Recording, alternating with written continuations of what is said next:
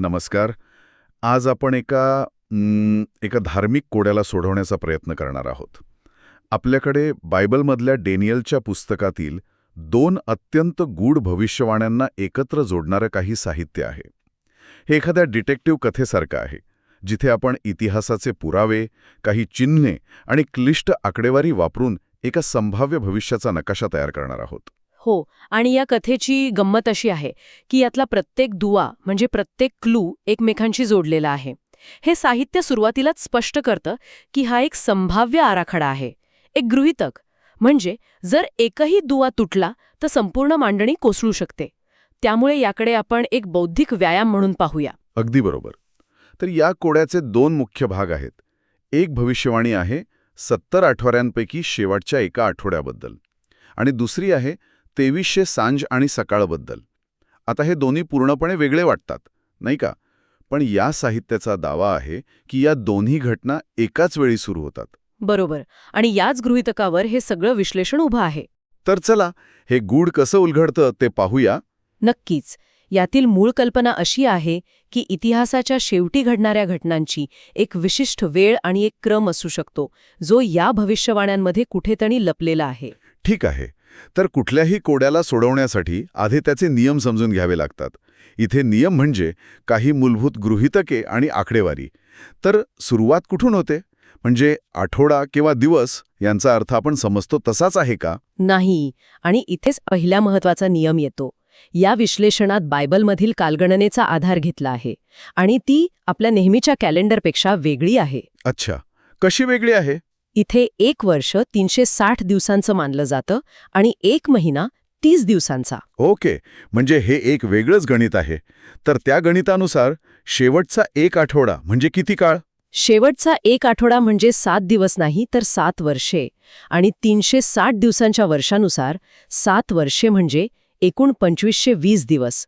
हा आपला पहिला महत्वाचा आकडा आहे. 2520 दिवस. ठीक आहे, हे लक्ष ठेवायला हवं. आणि दुसरी भविष्यवाणी 2300 सांज व सकाळ. ती तुलनेने सोपी आहे. त्याचं गृहीतक सरळ आहे.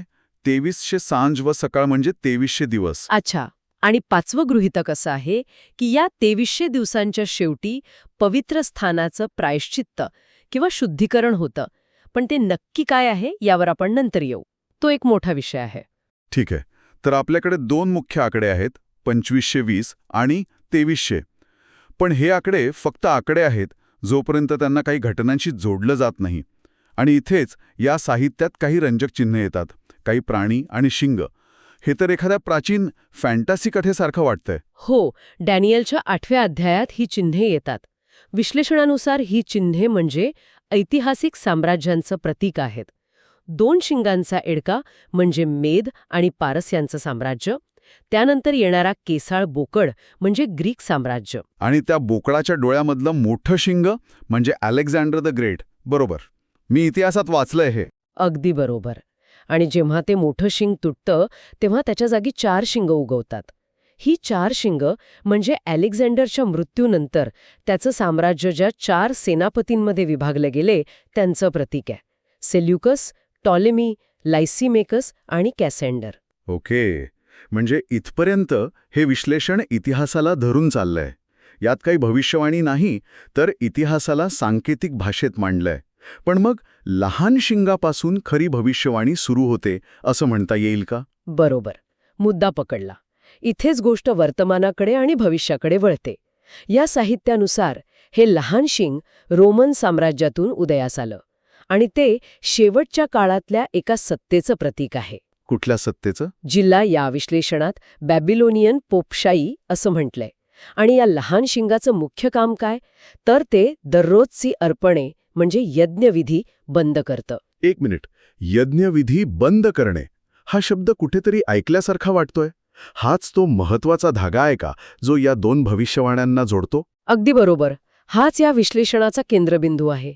डॅनियल 8 नुसार लहान शिंग यज्ञविधी बंद करतं, आणि डॅनियल 9 नुसार शेवटच्या एका आठवड्याच्या काळात नाश करणारा सुद्धा यज्ञ आणि अर्पण थांबवतो. वा, म्हणजे इथे 2 पूर्णपणे वेगळ्या अध्यायांमधल्या घटनांना एकत्र आणलं जातंय, आणि तेही फक्त एका कॉमन कीवर्डच्या आधारावर, यज्ञ थांबवणं. हाच तो की इन्साईट आहे ज्यावर संपूर्ण वेळरेखा उभी आहे. होय. यामागे तर्क असा दिला जातो की दोन्ही ठिकाणी यज्ञ थांबवणारी सत्ता एकच आहे, त्यामुळे हा काळही एकच असला पाहिजे. याला अजून एक पुरावा जोडला जातो की देवदूत गॅब्रिएलने डॅनियलला दोन्ही भविष्यवाण्या ठरलेल्या शेवटच्या काळाविषयी आहेत असं 2दा सांगितलं आहे. आणि आजच्या काळाशी याचा काय संबंध जोडला जातोय? म्हणजे हे सगळं आताच महत्वाचं का वाटतंय? कारण लेखकांचा भर यावर आहे की 70 आठवड्यांपैकी 59 आठवडे संपून जवळजवळ 2000 वर्ष झाली आहेत. आता फक्त तो शेवटचा 1 आठवडा बाकी आहे. त्यामुळे या कोड्याची उत्तरं शोधण्याची हीच वेळ आहे असं मानलं जातं. ठीक आहे. आता या कोड्यातल्या एका मोठ्या शब्दाकडे येऊया. पवित्र स्थानाचे शुद्धीकरण. ही भविष्यवाणी सांगते की 2300 दिवसानंतर हे होईल. पण याचा अर्थ काय? हे स्वर्गात स्वच्छता अभियान चालवण्यासारखं आहे का? नाही, तसं नाही.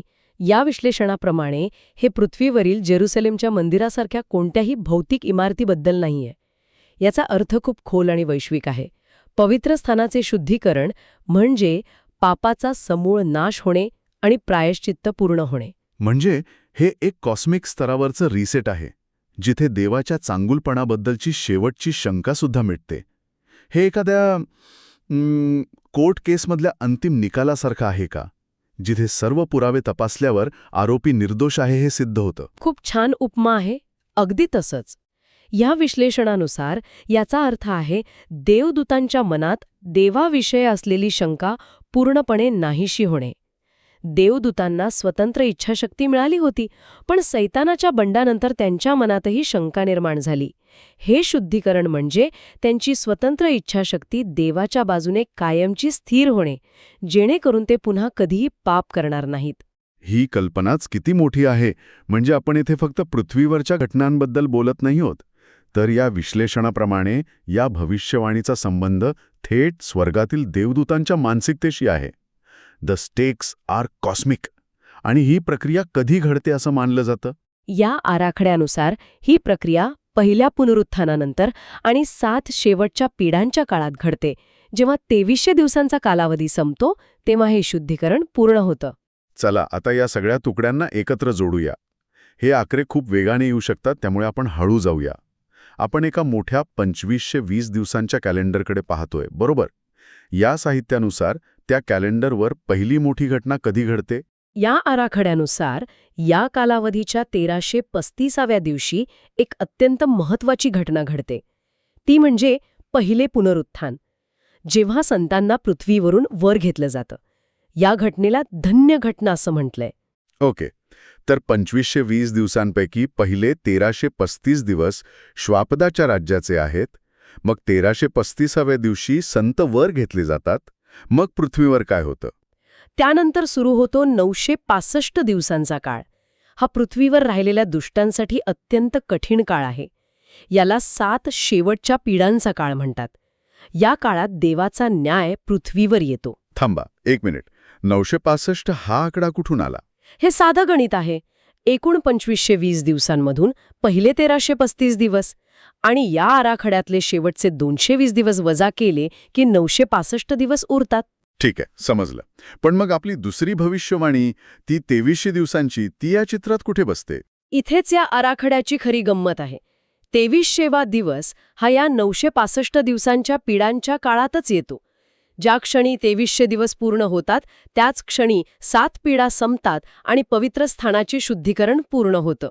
दोन्ही भविष्यवाण्या एकाच ठिकाणी एकत्र येतात. वा, म्हणजे 2300व्या दिवशी मुख्य घटना संपते.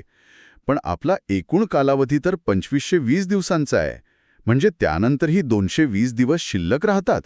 त्या शेवटच्या 220 दिवसात काय होतं? त्या शेवटच्या 220 दिवसांमध्ये इतर अंतिम घटना घडतात. या साहित्यानुसार त्यात बॅबिलॉनचा, जी स्त्री म्हणून वर्णिली आहे, तिचा नाश होतो, श्वापदाचा न्याय होतो आणि इतर अंतिम न्यायनिवाडे होतात. तो एक प्रकारे समारोपाचा काळ आहे. म्हणजे थोडक्यात सांगायचं तर हां एक मोठी 2520 दिवसांची वेळरेषा, हां त्यात 1335व्या दिवशी पुनरुत्थान होतं. त्यानंतर 965 दिवसांच्या पिढा सुरू होतात, ज्या 2300व्या दिवशी संपतात आणि त्याचवेळी पवित्र स्थानाचे शुद्धीकरण होतं. आणि मग उरलेले 220 दिवस अंतिम न्यायनिवाड्यासाठी. ही एक अतिशय काटेकोरपणे मांडलेली वेळरेषा आहे. हो, आणि ती पूर्णपणे सुरुवातीला सांगितलेल्या गृहीतकांवर अवलंबून आहे. एकही गृहीतक बदललं तर हे सगळं गणित बदलून जाईल. तर आज आपण पाहिलं की बायबलमधील 2 क्लिष्ट आणि वेगळ्या वाटणाऱ्या भविष्यवाण्यांना एकत्र जोडून एक संभाव्य आराखडा कसा तयार केला जाऊ शकतो. याचा केंद्रबिंदू हाच आहे की यज्ञविधी थांबवणे या एका समान धाग्याने या 2 भविष्यवाण्यांना जोडण्याचा प्रयत्न केला गेला आहे. आणि आपण हेही पाहिलं की पवित्र स्थानाचे शुद्धीकरण ही काही पृथ्वीवरची घटना नसून पापाचा वैश्विक अंत आणि देवदूतांच्या मनात देवाच्या चारित्र्याबद्दल असलेली शंका कायमची दूर होण्याबद्दलची एक संकल्पना आहे. आणि सर्वात महत्त्वाचं म्हणजे जे आपण सुरुवातीलाच बोललो, हे विश्लेषण स्वतःच मान्य करतं की हा केवळ एक संभाव्य दृष्टिकोन आहे. याकडे एक अंदाज म्हणूनच पाहायला हवं. सुरुवातीलाच दिलेली ही सावधगिरीची सूचना खूप महत्त्वाची आहे. आणि जाता जाता विचार करण्यासाठी एक मुद्दा. हो, हे साहित्य म्हणतं की या भविष्यवाण्या मोहरबंद किंवा गुप्त होत्या, हो. पण आता शेवटच्या काळात त्या आपल्यासाठी खुल्या झाल्या आहेत. हो, हा एक विलक्षण मुद्दा आहे. यावर विचार करण्यासारखा प्रश्न असा आहे की प्राचीन ग्रंथांचा अर्थ लावून अशा प्रकारच्या काटेकोर वेळरेखा तयार करणे हे इतिहासात अर्थ आणि नमुने शोधण्याच्या आणि भविष्याचा वेध घेण्याच्या मानवी इच्छेबद्दल काय सांगते. आपण अनिश्चिततेच्या काळात उत्तरांसाठी आणि नियंत्रणाच्या भावनेसाठी अशा आराखड्यांकडे आकर्षित होतो का?